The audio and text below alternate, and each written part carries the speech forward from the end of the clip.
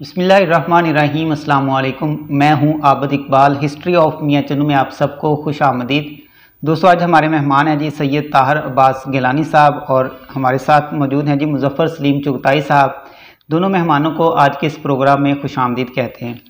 تو آج کا جو پروگرام ہے، اس کا جو آغاز ہے وہ مظفر سلیم چغتائی صاحب سے کریں گے۔ انہوں نے پہلے بھی ہمیں بہت ساری جو معلومات ہیں میاں چنو کی جو تاریخ ہے، اس حوالے سے ہمیں بہت ساری چیزوں کے بارے میں جسے ہمیں پتہ بھی نہیں تھا، اس حوالے سے انہوں نے ہمیں آگاہ کیا۔ تو آج بھی ایک بڑا منفرد سا ایک ہمارا سوال ہے جس کے بارے میں شاید کوئی بندہ جو ہے وہ جانتا ہے، لیکن اور بہت سارے لوگ جو ہے اس کے بارے میں نہیں جانتے۔ سر، سب سے پہلے تو آپ کے مشکور ہیں کہ آپ نے ہمیں ٹائم بھی دیا، اور بہت سارے ایسے سوال جس کے بارے میں ہمیں معلوم نہیں تھا آپ نے اس کے بارے میں بتایا۔ تو سر ذرا بتائیے گا کہ میاں چنو کے ابتدائی دور میں بجلی کا نظام کیسا تھا؟ میاں چنو کے ابتدائی دور کی بات تو میں نہیں زیادہ کر سکتا، کیونکہ یہ میاں چنو شہر کی ابتدائی دور کی بات ہے جی، لیکن یہ میرے علم میں ہے کہ یہاں ایک بجلی گھر ہوتا تھا جس کی ملکیت سردار اجل سنگھ کی تھی، صحیح، اور وہ بجلی گھر رات کو روشنی مہیا کرتا تھا، اور یہ بھی تھا کہ سٹریٹ لائٹ موجود تھی، اس میں بلب جلتے تھے۔ اور لیکن اس سے پہلے جی جب یہ بجلی کا نظام نہیں تھا تو میونسپل کمیٹی، جسے اس وقت نوٹیفائڈ ایریا کہا جاتا تھا، جی جی، انہوں نے 32 فانوس لگانے کا انتظام کیا تھا۔ صحیح، یہ فانوس، اس میں ایک بڑا سا کہہ لیں کہ پنجرا سا شیشہ لگا ہوا، جی جی، اور اس میں ایک شخص کی ڈیوٹی ہوتی تھی کہ اس میں دیے ڈالتا تھا، اس میں تیل لا کے ان کو جلاتا تھا، اور وہ روشنی ساری رات رہتی تھی۔ صحیح، اچھا، پھر یہ بھی تھا کہ وہ روشنی کا جو انتظام بجلی کے ذریعے تھا، اس میں یہ اس عمر کا بھی خیال رکھا گیا تھا کہ جب چاند کی تاریخیں روشن ہوں جی، تو پھر وہ سٹریٹ لائٹ نہیں جلتی تھی۔ صحیح، سٹریٹ لائٹ اسی وقت جلتی تھی جب راتیں اندھیری کی ہوں۔ جی، تو یہ تھا اس وقت بجلی کا نظام، لوگوں کے پاس گھروں میں بھی بجلی مہیا کی گئی تھی، لیکن یہ اس میں وسعت اس وقت آئی جب وابڈا وجود میں آیا۔ صحیح، اب مجھے پورا یاد نہیں ہے کہ وابڈا کب وجود میں آیا، اندازاً میں 1962 کا ذکر کر سکتا ہوں ٹھیک، کہ 1962 میں وابڈا وجود میں آیا، اور میاں چنو میں تلمبا روڈ پر گرڈ اسٹیشن بنا، اور اس گرڈ کا ربط ضبط جو ہے وہ پورے نیٹ ورک مکمل ہوا بجلی کا، اور اس کے بعد گھروں کو پورا دن رات بجلی فراہم کی جانے لگی۔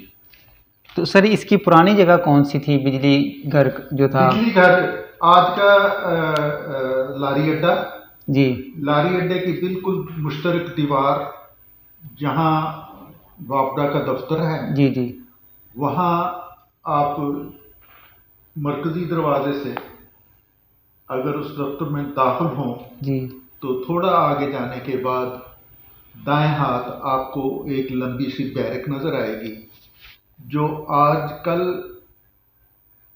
وابڈا کے سٹور کا کام کر رہی ہے، سٹور کا کام دے رہی ہے۔ جی جی، وہاں جنریٹر نصب تھا جو پیٹرول یا ڈیزل یا مٹی کے تیل سے چلتا تھا، اس کی مجھے زیادہ علم نہیں ہے کہ جنریٹر کس تیل سے جلتے تھے۔ تو وہ جنریٹر چلتا تھا تو شہر کو بجلی فراہم ہوتی تھی اور وہ روشنی ہوتی تھی۔ تو سر اس کا معاوضہ کیسے لیتے تھے لوگوں سے؟ وہی ماہانہ مل جاتا تھا گھروں میں۔ تو یعنی کہ اسٹارٹ کے اندر عموماً کتنا بل آ جایا کرتا تھا؟ یہ مجھے نہیں علم۔ اچھا سر، اس کے بعد ذرا یہ بتائیں کہ ابتدا کے اندر جو سیاسی خاندان تھے وہ کون سے تھے، اور سیاسی فضا جو تھی وہ کیسی تھی میاں چنو؟ جب پاکستان بننے سے پہلے یہاں پر نوٹیفائڈ ایریا یا جو بعد میں میونسپل کمیٹی بنا، وہاں نامینیشن ہوتی تھی، سیاسی لوگوں کا الیکشن نہیں ہوتا تھا۔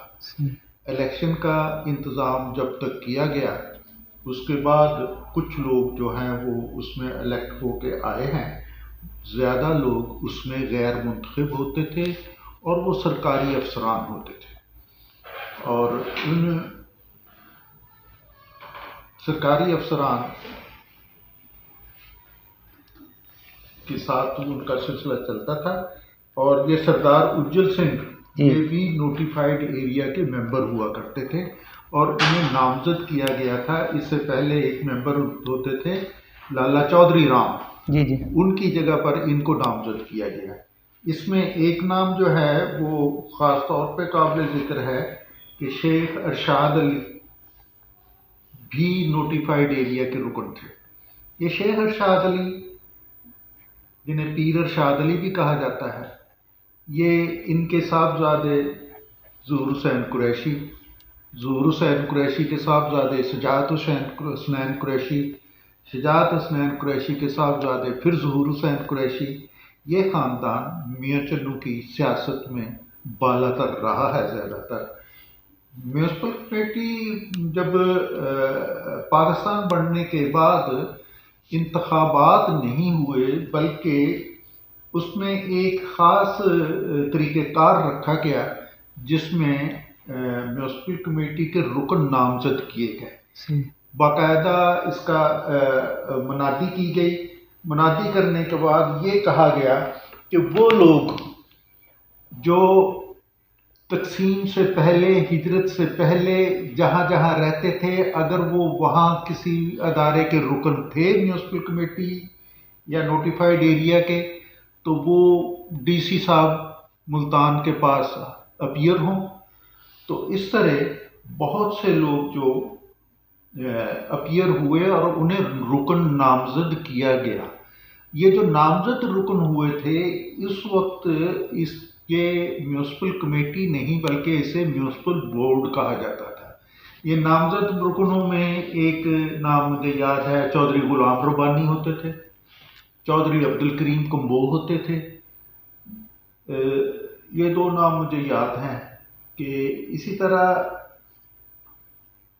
اس کے علاوہ وہ نامزد اراکین میں چودھری نواب الدین تو یہاں پہلے بھی رکن تھے، وہ بھی اس میں ہوئے۔ تو یہ لوگ تھے اس میں۔ پھر اس کے چیئرمین جو ہیں وہ پیر ظہور حسین قریشی، پیر ارشاد علی کے صاحبزادے جو ہیں، وہ ابتدائی یہاں کے پہلے کے پاکستان بننے کے بعد چیئرمین بنے اور دیر تک ان کا اقتدار رہا۔ اس کے بعد جب انتخابات 1956 میں وجود میں آئے تو اس میں بہت سے لوگ منتخب ہو کے آئے۔ باقاعدہ انتخابات کا عمل جب ہوا تو اس میں منتخب ہونے والوں میں زیادہ جو مجھے نام یاد پڑتے ہیں، وہ ایک تو وائس چیئرمین ہوتے تھے غلام حیدر وائیں، اور اس دور میں چیئرمین سرکاری افسر ہوتا تھا۔ غلام حیدر وائیں کے ساتھ میاں یوسف امرتسری، ان کے ساتھ چودھری غلام ربانی، ان کے ساتھ چودھری لال، یہ چودھری عبدالکریم جو پہلے رکن نامزد ہوئے تھے ان کو الیکشن میں ہرا کر رکن بنے تھے۔ اس کے ساتھ ساتھ بس اور مظفر صاحب، یہ جو ثناء اللہ بودلہ صاحب تھے، یہ مقامی سیاست میں نہیں آتے تھے؟ یہ مقامی سیاسی گروہ کے سربراہ تھے۔ ٹھیک ہے۔ اور یہ گروہ جو ہے یہ بودلہ گروپ کہلاتا تھا، اور اس کا جو اپوننٹ گروپ تھا وہ قریشی گروپ کہلاتا تھا۔ اور قریشی گروپ میں جو نمایاں نام تھے وہ ایک ملک منور علی تھے۔ بودلہ گروپ سے چودھری نواب الدین کے خاندان کے لوگ، جس میں چودھری سلیم زیادہ واضح تھے، چودھری محمد سلیم۔ اسی طرح قریشی گروپ میں شیخ عبدالرحیم ٹرک اڈے والے، اسی طرح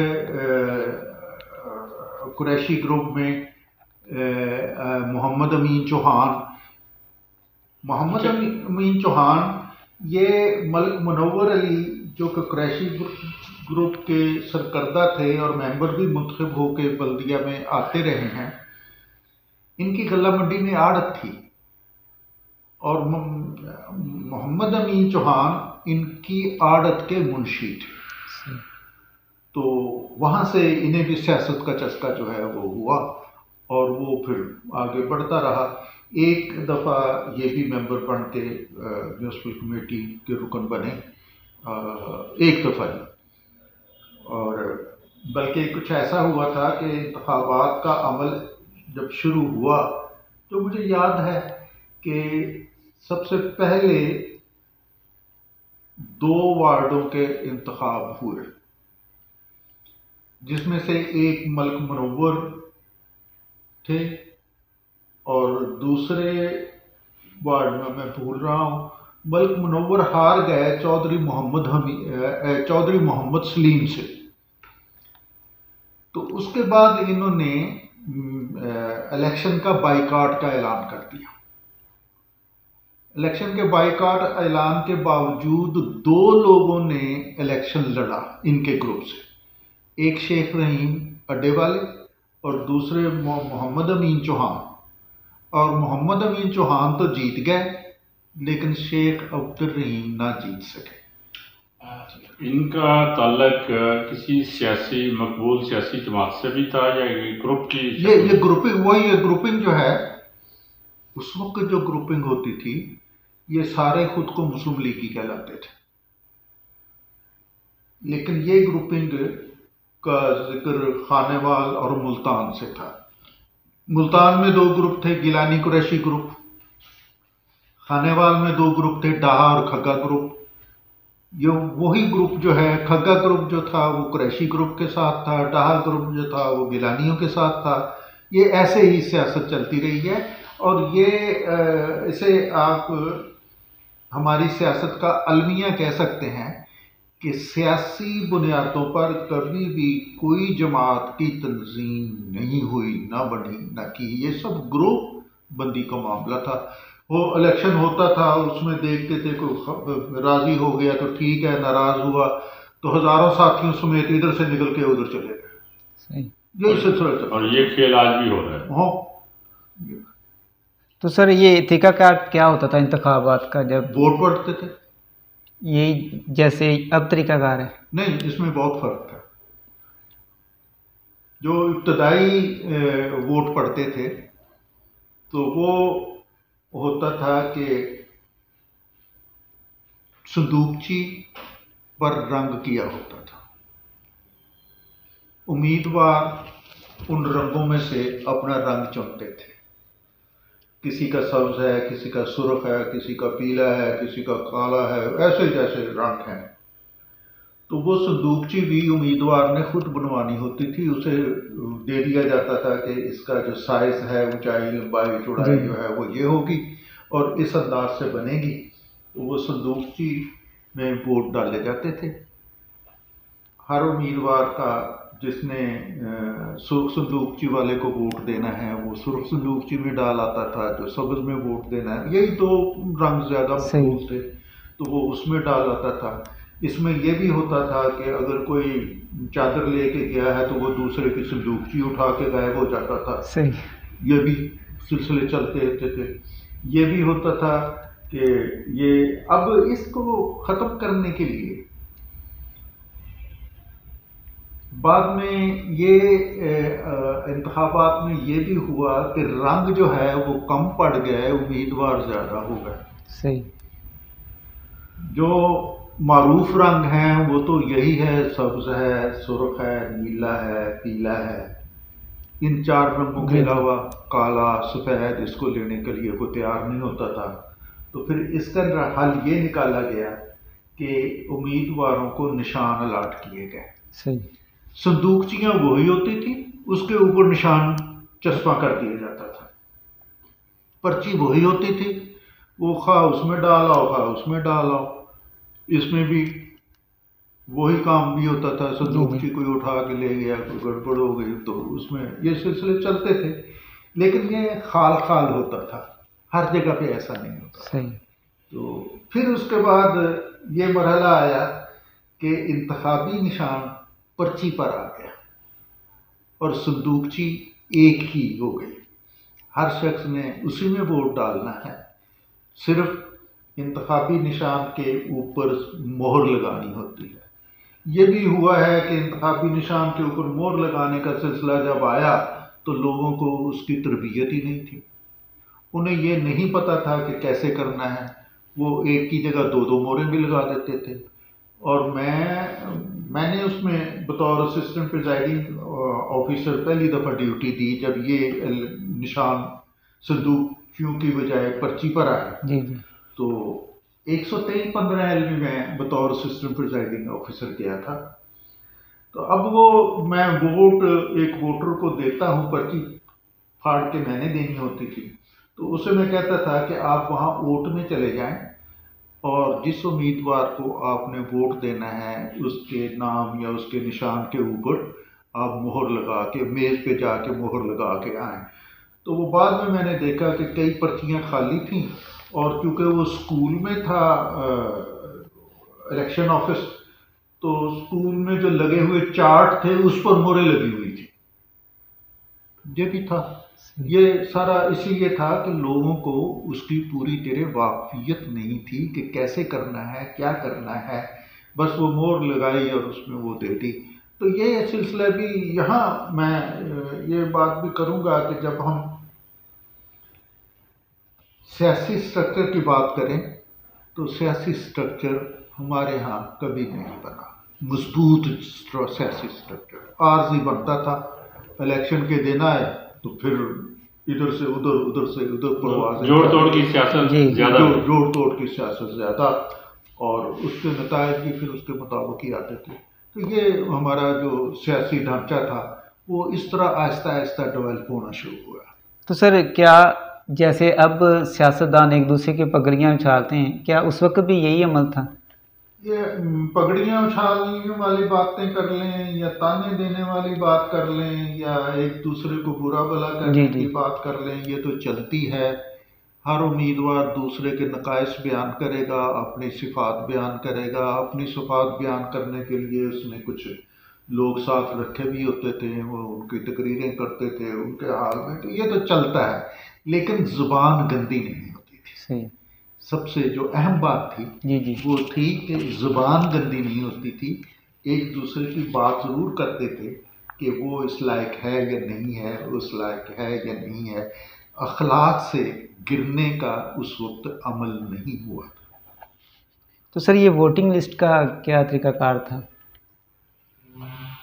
ووٹنگ لسٹ جو ہے یہ الیکشن کمیشن نے ترتیب دینی ہوتی ہے، یہ الیکشن کمیشن ہی اسے بناتا ہے۔ وہ گھر گھر جا کے، شروع میں جو ہوتا تھا وہ تو یہی ہوتا تھا کہ گھر گھر جاتے تھے، ایک سروے کرتے تھے، اس گھر میں کتنے لوگ ہیں، کتنے، اس کا ایک پرفارما ہوتا تھا، وہ فارم فل ہوتا تھا، اس میں گھر کے جو بالغ افراد ہیں ان کے نام دیے جاتے تھے، ان کے کوائف دیے جاتے تھے، اور وہ فہرستیں بنتی تھیں۔ اور ان میں اس دور میں یہ جو جعلی ووٹ بھگتانے کی ریشو نسبتاً زیادہ ہوتی تھی آج کے دور کی نسبت، کہ کیونکہ اگر میں ووٹ ڈالنے جاتا ہوں تو اس وقت میری کوئی شناخت نمایاں واضح نہیں ہوتی تھی، تو میری جگہ پر یا میں کسی کی جگہ پر ووٹ ڈال لوں تو ماسوائے اس کے کہ وہ جو پولنگ ایجنٹ بیٹھا ہے وہ اعتراض کرے، اس کا کوئی اور حل نہیں ہوتا تھا۔ اگر تو وہ پولنگ ایجنٹ کی بات سمجھ میں آ گئی، اور عام طور پر یہ ان ووٹروں کے لیے کیا جاتا تھا جو جن کی شہرت زیادہ نہ ہو، فیملیئر نہ ہو، یا خواتین کے لیے یہ بات کی جاتی تھی، خواتین کو کون کسی طرح جانتا تھا، کسی طرح نہیں جانتا تھا، تو وہ کچھ اس میں سکم تھے۔ یہ چیزیں اب آ کے اس میں خاصی کمی آئی ہے شناختی کارڈ میں۔ اب ووٹ لسٹ بننے کا جو طریقہ کار ہے وہ نادرا کے ذمہ ہے۔ جب ایک شخص کا شناختی کارڈ ایک ایڈریس پہ بنتا ہے تو اس حلقے کی ووٹ لسٹ میں اس کا نام آ جاتا ہے۔ اس سے خاصا فرق پڑا ہے۔ پہلے یہ بھی ہوتا تھا کہ ایک شخص کے ووٹ ایک جگہ بھی بنے ہوئے ہیں، دوسری جگہ بھی بنا ہوا ہے، تیسری جگہ بھی بنا ہوا ہے، پھر یہ انگوٹھے پہ سیاہی لگانے کا عمل بھی نہیں ہوتا تھا، شناخت نہیں ہوتی تھی، تو بندہ ایک سے دوسری جگہ بھی ووٹ ڈال آتا تھا، دوسری جگہ سے تیسری جگہ بھی ووٹ ڈال آتا تھا۔ آج اس میں خاصی کمی ہے، لیکن آج کل جو سیاستدان الزامات لگاتے ہیں نا اس کے دھاندلی کے، جی جی، وہ الزامات زیادہ ہوتے ہیں، حقائق کم۔ سر آپ نے اسٹارٹ کے اندر کم سے کم ووٹ لسٹ جو ہے وہ کتنی دیکھی ہے آبادی کے لحاظ سے بھی؟ یہ تو مجھے نہیں پتا جی، وہ تو میرا لڑکپن کہہ وہ لو، جو ووٹ لسٹ آپ کے پاس دیکھی ہے۔ ووٹ لسٹ آپ نے دکھائی تھی جس کے اندر؟ نہیں، وہ ووٹ لسٹ نہیں تھی، وہ تو ایک سروے تھا۔ جی جی، وہ ووٹ لسٹ نہیں تھی، وہ ایک سروے تھا کہ غالباً انگریز حکومت نے یہاں کا پر کوئی پروگرام بنایا کہ میاں چنو میں ووٹ ڈالے جائیں، کسی لیے ڈالے جائیں، نوٹیفائڈ ایریا کے لیے ڈالے جائیں یا کسی اور مقصد کے لیے رائے عامہ حاصل کی جائے۔ تو وہ ایک فہرست میرے پاس موجود ہے۔ یہ جہاں تک مجھے اندازہ ہے، یہ اس پہ کوئی تاریخ لکھی ہوئی نہیں ہے، یہ 1933 کا ہے۔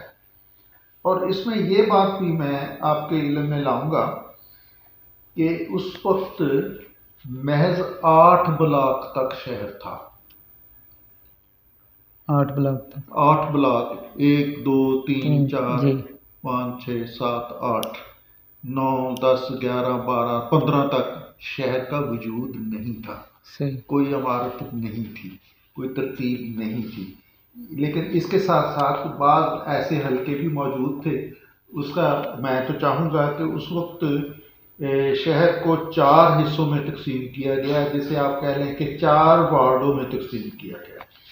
اب وارڈ نمبر 1 جو ہے اس میں block number 3، block number 6، block number 8 civil quarters, مربع چودھری نواب الدین، پھر ووڈن شاپس، پھر شمشان گھاٹ اور گریو یارڈ۔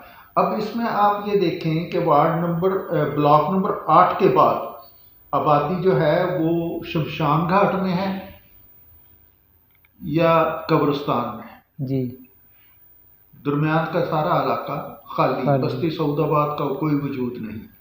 اور یہ وارڈ نمبر 1 تھا۔ وارڈ نمبر 2 میں بلاک نمبر 2، بلاک نمبر 1 اور بلاک نمبر 5، یہ 3 بلاک تھے۔ ان میں اسی طرح وارڈ نمبر 3 میں بلاک نمبر 7، بلاک نمبر 4 اور غلہ منڈی۔ یہ بلاک نمبر 7 جو ہے اور بلاک نمبر 4 جو ہیں یہ غلہ منڈی کے ساتھ ہی لگتے ہیں، کہہ لو کہ ٹی چوک کا علاقہ۔ اسی طرح جو وارڈ نمبر 4 تھا اس میں استبل، ریلوے اسٹیشن، بستی کرتارپور اور فیکٹری ایریا، چمار بستی،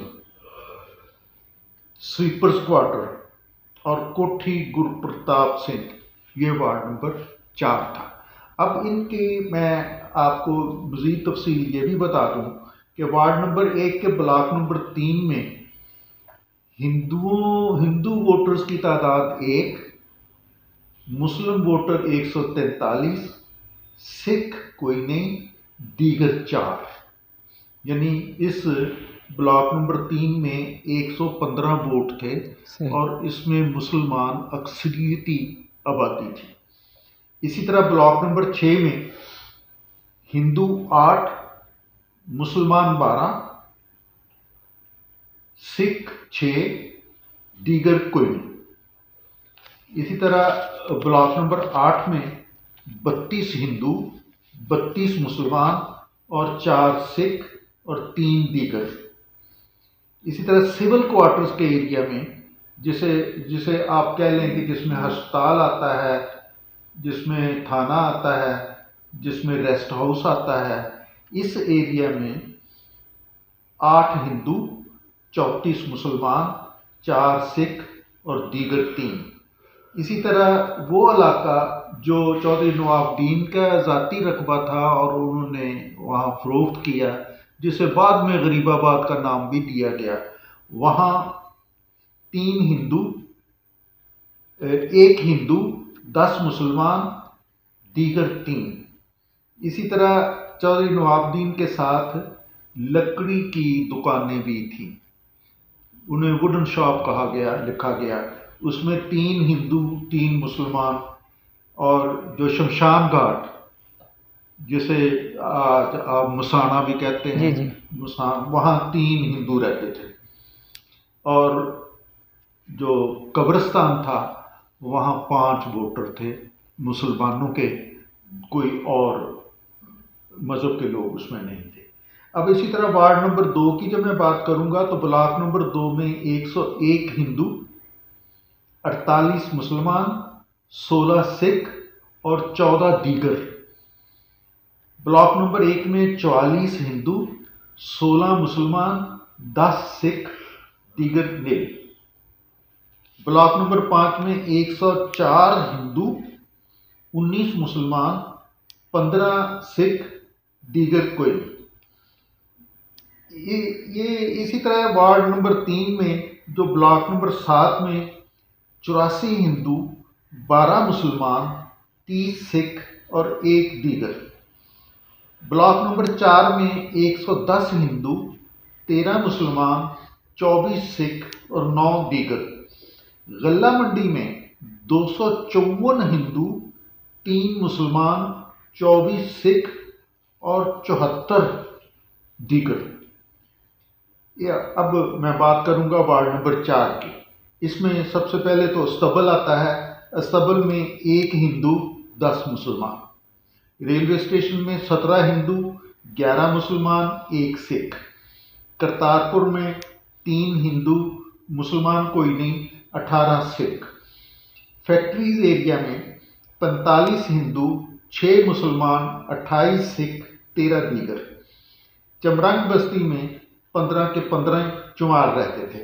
سویپر کوارٹرز میں 20 کے 20 غیر مسلم تھے، وہ عیسائی بھی ہو سکتے ہیں اور چمار بھی ہو سکتے ہیں۔ اسی طرح کوٹھی گرپرتاپ سنگھ میں 1 ہندو، 6 سکھ، دیگر 7۔ یہ پورے شہر کا یہ جو ووٹرز کی فہرست وجود میں آتی ہے، اس کا اگر میزان کیا جائے تو اس وقت شہر میں 131 ہندو ووٹر تھے، 347 مسلم ووٹر تھے، 201 سکھ ووٹر تھے، 164 دیگر تھے۔ اس طرح یہ کل میزان 1583 بنتا تھا۔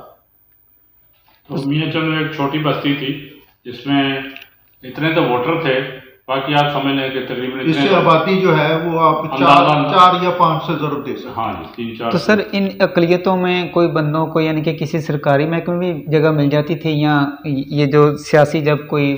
پہلے آپ مجھے یہ بتائیں کہ آپ اقلیت کہتے کسے ہیں؟ سر یہ جو غیر مسلم ہوتے ہیں۔ نہیں، غیر مسلم اقلیت نہیں ہوتے۔ جی اقلیت کا تعلق ہوتا ہے اکثریت سے۔ صحیح۔ میاں چنو میں اکثریت ہندوؤں کی ہے جی، تو مسلمان بھی اقلیت ہیں، جی سکھ بھی اقلیت ہیں، چمار بھی اقلیت ہیں۔ تو اب آپ بات کس کی کریں گے؟ سر مسلمانوں کو نکال کے دوسرے جو یعنی کہ ان میں سے سکھ لگا لیں یا ہندو لگا لیں، ان کو بھی موقع ملتا تھا سیاست میں آنے کا، یا جو سرکاری اس وقت نظام تھا اس کے؟ مجھے اس کا علم نہیں۔ دیکھیں جو شواہد ملتے ہیں نا، جی وہ یہ ہے کہ میں نے جتنی ویڈیوز دیکھی ہیں پرانے لوگوں جی، اس میں ہندو لوگ جو تھے وہ میاں چنو کا یہ 47 سے پہلے کی بات ہے، تھوڑا سا پہلے کی، تو ڈومینیٹ تھے سارے بزنس میں، ہندو لوگ ڈومینیٹ تھے۔ صحیح۔ جو سکھ لوگ تھے یہ موسٹلی ذمہ دار ہوتے تھے، کسان ہوتے تھے، اور شہر کے باہر کا جو ایریا ہے وہ اس کی ذمہ داری یا کاشتکاری کرتے تھے۔ اس کے علاوہ جو مسلمان تھے اس میں تھوڑے لوگ جو کوئی ذمہ دار تھے یا اچھے ذمہ دار تھے، زیادہ لوگ ہاتھ سے کام کرنے والے تھے۔ صحیح۔ مختلف پیشے جیسے ہوتے ہیں تو وہ زیادہ مسلمانوں کے پاس تھے۔ کاریگر جتنے تھے اس میں میں مثال دیتا ہوں کہ مستری گل محمد جنہوں نے کارلا بلڈنگ بنائی، وہ ایک معمار تھے۔ اسی طرح ہمیں اور بھی مثالیں ملتی ہیں کہ جو کاٹن فیکٹری، انہوں نے فیکٹری ایریا کا نام لیا مظفر صاحب نے، تو فیکٹری ایریا سے مطلب یہ تھا کہ جو کارخانہ نمبر 1، 2، 3، 4، 5 اور 6 تھے، یہ فیکٹری ایریا، صرف 4 تک جو تھا یہ فیکٹری ایریا تھا۔ باقی شاید بعد میں بنے ہوں گے نمبر، لیکن یہ بھی کسی مسلمان کی ملکیت ثابت نہیں ہوتا. صحیح. ایک کارخانہ نمبر 1 ثابت ہوتا ہے. ہاں یہ اس کے متعلق بتایا جاتا تھا کہ یہ مسلمانوں کا تھا، اسی لیے اس کارخانے کے کونے میں مسجد ہے. ٹھیک ہے. میں نے ایک ویڈیو میں دیکھا تو جو سردار جو سکھ لوگ یہاں سے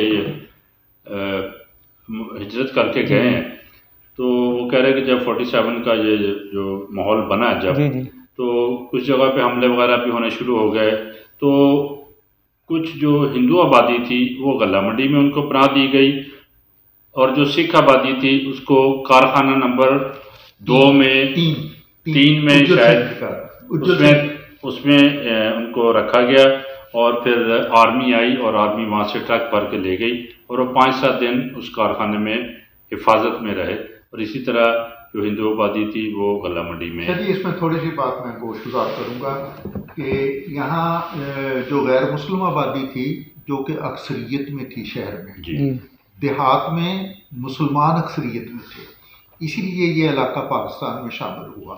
اب جتنے بھی ہجرت کے وقت شرنارتھی بنے، جنہیں آپ اردو میں مہاجر کہتے ہیں، انہیں ہندی میں شرنارتھی کہتے ہیں، ان کے لیے کارخانہ نمبر 3 جو کہ سردار اجل سنگھ کا تھا وہ کھولا گیا، اور جو مہاجر مسلمان ہندوستان سے یہاں آتے تھے یا آئے تھے ان کے لیے کیمپ غلہ منڈی تھا. صحیح. یہ دونوں کے لیے الگ الگ کیمپ تھے.